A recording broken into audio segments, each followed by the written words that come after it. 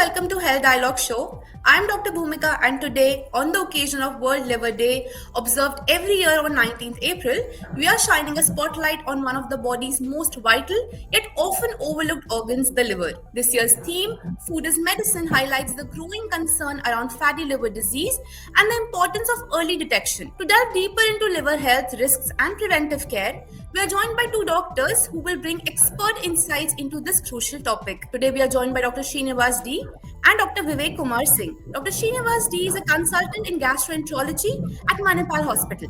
He's an MBBS, MD General Medicine, DM and DNB Gastroenterology. He was a university topper in MD and gold medalist in DM. His field of expertise, to name a few, include endoscopy, ERCP, EUS, stenting, bariatric and therapeutic procedures. He was featured in Bangalore Mirror, where he highlighted the impact of working from home on liver health. He has participated in various national conferences as faculty in panel discussions and shared sessions. Dr. Vivek Kumar Singh is a consultant in gastroenterologist and hepatologist at Holy Family Hospital, Mumbai. He's an MBBS, DNB Internal Medicine, DRNB Medical Gastroenterologist and Hepatologist. He has done fellowship in advanced endoscopy. He has a clinical experience of 5 years. He specializes in diagnostic and therapeutic endoscopy, including ERCP and endoscopic ultrasound-related interventions. His areas of expertise include endoscopic ultrasound and liver transplant. He has published more than 10 articles in national and international journals. I welcome you both to the show, sir. It's a pleasure to have you here on board with us today. Thank you. Thank you. All right, so we'll start with MASLD, that is Metabolic Dysfunction-Associated Steatotic Liver Disease. So we'll start with the basic questions first. So what is MASLD? So Dr. Vivek, can you answer that for us? So initially the terminology was NAFLD or NASH.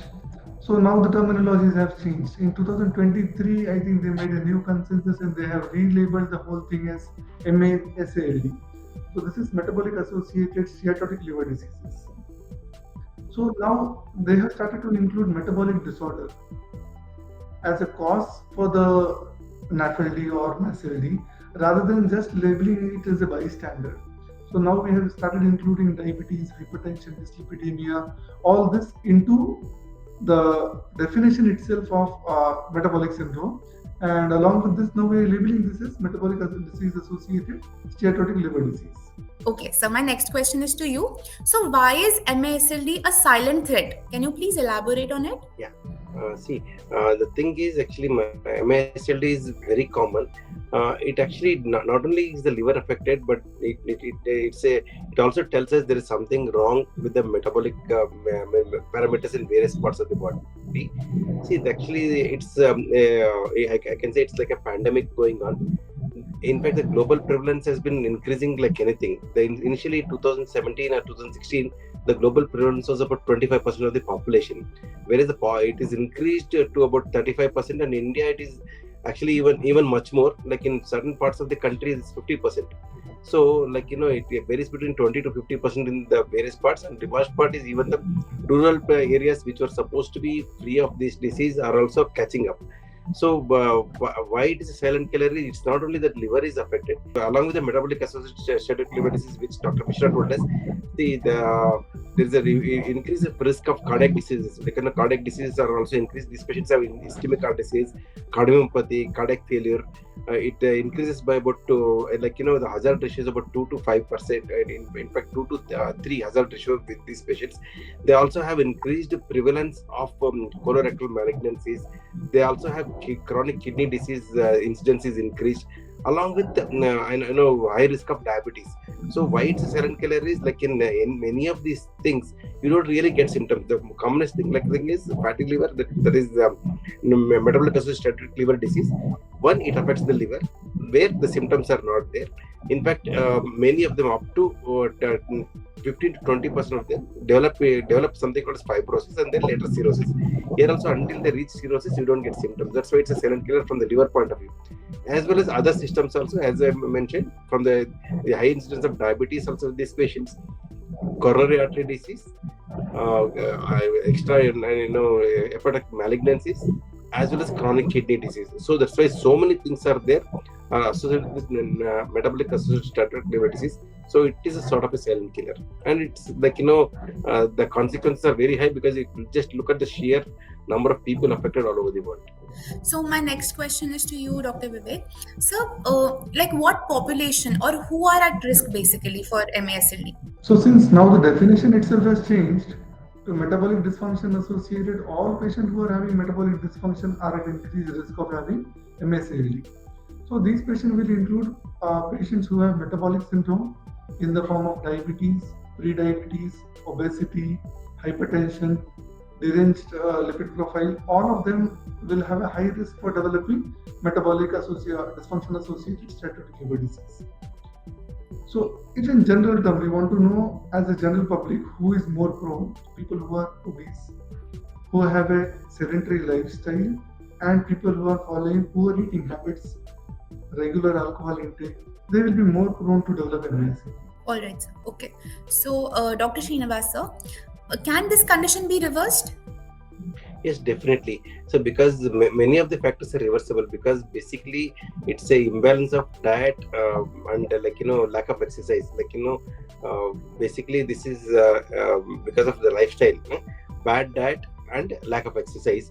So majority of the time this MASLD can be reversed. In fact, there are three stages of this MASLD. One is the simple steatosis, second is inflammation, and third is fibrosis. In fact, simple weight loss of 5% will reverse the fat, 7% will reverse the inflammation, 10% weight loss will reverse to a majority extent the fibrosis. So it is definitely reversible. So only thing is we have to identify early and act early. That's good to know. So coming to the very important part, diagnosis and awareness, because it's a silent thread. So Dr. Vivek, how can we diagnose and like spread awareness about it? So, diagnosing, most of the time it will be diagnosed incidentally. Rarely we will have a patient who will have symptoms of MASLD and they will present to us for treatment of MASLD. Most of the time it will be an incidental diagnosis. So, patient is coming to the hospital and doing a screening sonography. In the screening sonography, we find that there is some fatty infiltration of the liver. So, this is the point where we make a diagnosis.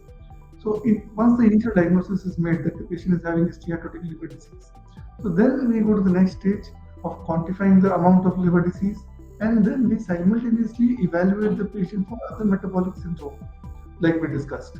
Whether the patient is having diabetes, whether the patient is pre-diabetic, whether the patient is having deranged lipid profile, does the patient have hypertension? Then we start to evaluate other parallel things. Once we have made a diagnosis of MASLD, because now the new definition of MASLD includes that the patient should be fulfilling at least one of the criteria for the patient to be labeled as MASLD. Once we have screened for all these 5 criteria, if anyone is positive and the patient is having some fatty infiltration of the liver on a CT scan or a MRI or a screening sonography, then we make a diagnosis of MASLD. Next step will be to quantify the amount of fatty infiltration, whether it is an early disease, advanced disease. So again, the steatosis will be divided into early stage like S1 steatosis, S2 steatosis, S3 steatosis, depending upon the amount of liver fatty infiltration in the liver. So up to 33%, more than 33%, more from 33% to 66%, and more than 66% fatty infiltration of the liver will be classified as S1, S2, and S3. So depending upon how we categorize and where the patient lies in the spectrum, if simultaneously patient also has a deranged liver function test, then we reach a point where we start intervention in the form of, we start the patient on some form of treatment for the MASLD. So the awareness, the problem lies not only with the patient, the problem lies with the medical community as well. So a lot of general practitioners or even physicians, MD physicians, they will ignore a diagnosis of fatty liver. They will say, oh, this is nothing, just lose some weight and everything will be all right. So the awareness has to start from the doctors first, that this is a serious problem and this will lead not only to mortality or liver cirrhosis related to liver issue, this will also cause other problems in the form of cardiac problems, cancers, and cardiac related mortality. So the awareness has to start from the doctors first. Then slowly over a period of years, it is going to get percolated into the community. All right. Okay. So coming on to the very important and the last aspect of MSLD, the treatment part. So Dr. Sreenivas, can you elaborate on the treatment? Yeah, basically, the treatment is initially weight loss. Actually, what actually works best is the weight loss. Weight loss again has got two facets. One, the diet, and the second thing is exercise. Both are equally interrelated. Third is pharmacology. The most important thing is the diet. See, the diet main thing is like people should understand that few things are very bad for the liver. That is, for the first thing is the sugar. The patient has to come off sugar, whether the patient is diabetic or not diabetic. They have to come off sugar, because the thing which leads to inflammation, fat accumulation is sugar. Second thing is the saturated fats have to come off the diet. Third thing is the very commonly see, we have been following Western culture. We're eating Western food and Western beverages, which are not suited to our Indian system at all. So they should come off all this aerated beverages, sweetened beverages. Basically, I would suggest not to buy anything in the supermarkets. That's a diet thing. Second thing, and it's not only what you eat, it's also hypocaloric diet. Like, one has to reduce the calories by 500,000 calories on the baseline, like what the patient or the person is eating. Second thing is when to eat. Late night meals should not be taken. About 7 o'clock in the evening should be our last meal. Intermittent fasting, there are pros and cons, because it is good actually from the weight loss point of view, and it is also good from the MSLD point of view. But there are certain studies which say that there could be increased cardiac risk with intermittent fasting. But whatever diet you follow, we should see that we lose weight by at least 10% if there is fibrosis.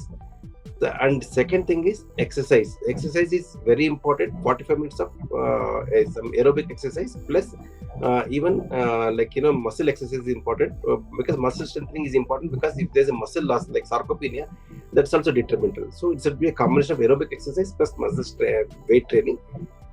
Third thing is pharmacology. If this doesn't help, diet and exercise doesn't help in losing weight. Third thing is pharmacological treatment. Again, it could be for weight loss or for reversal of fibrosis. There are two types of medications. We'll put them accordingly. All right, sir. Okay. So this year's theme, since it is food is medicine, so I have a few questions regarding the diet now. So Dr. Vivek, this question's for you. We often hear about the Mediterranean diet, like for overall health, but how does it act like medicine specifically for the liver?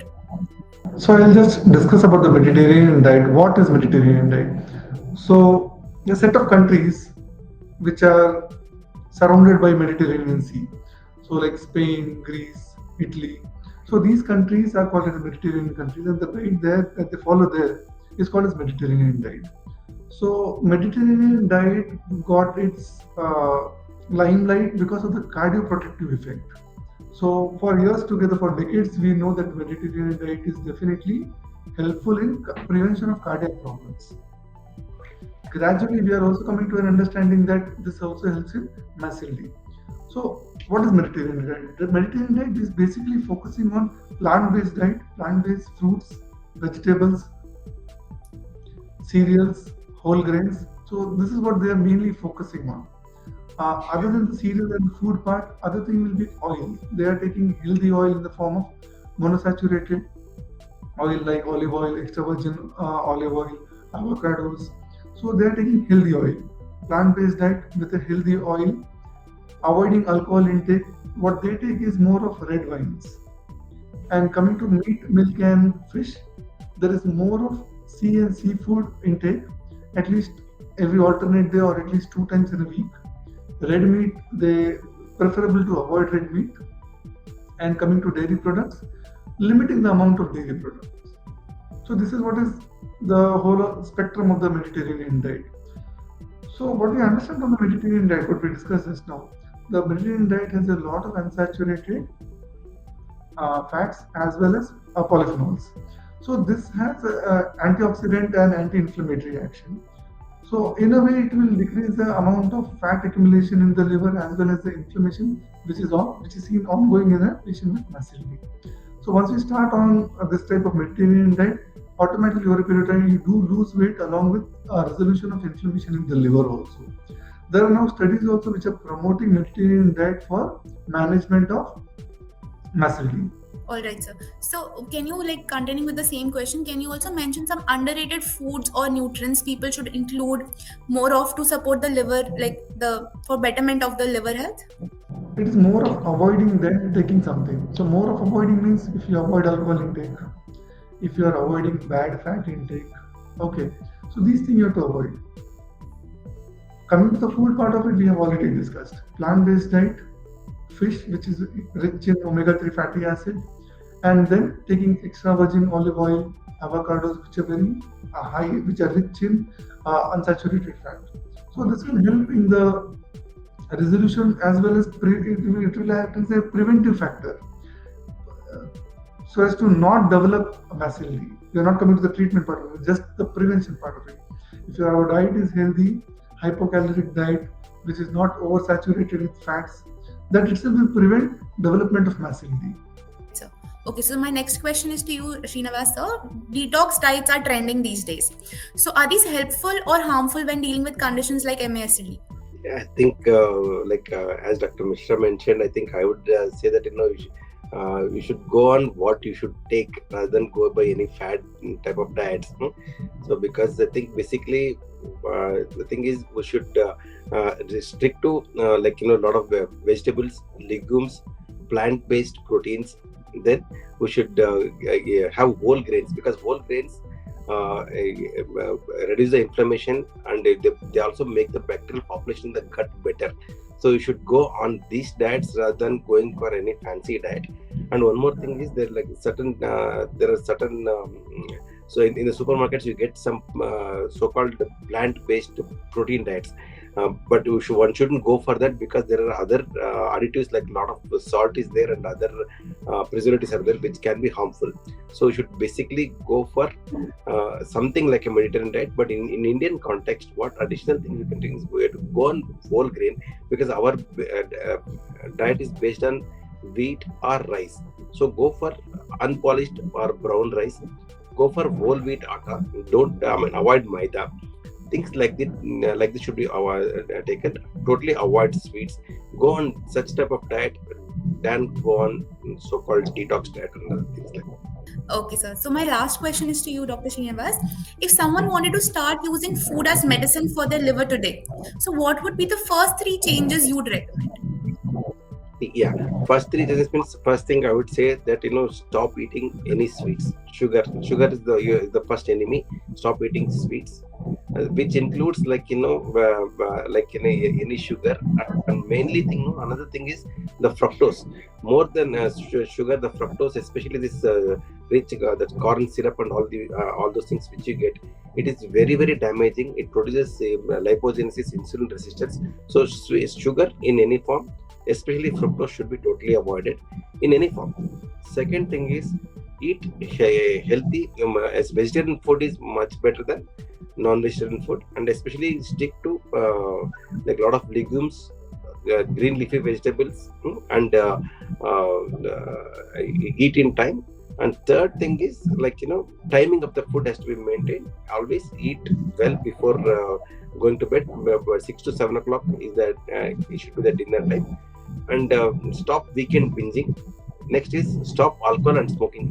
People think liver means only alcohol, smoking can be continued. That's one thing. They want people to stop thinking like that. Even smoking is also no alcohol is safe. So because people used to think up to 2 drinks is okay for the liver and all. No alcohol is safe. In fact, I would say stay away from alcohol, stay away from smoking, and diet has been discussed already. Thank you so much, sir. Thank you so much, Dr. Vivek and Dr. Srinivas, for being here with us today. It was a pleasure to have you here. Thank you. Thank you. Thank you.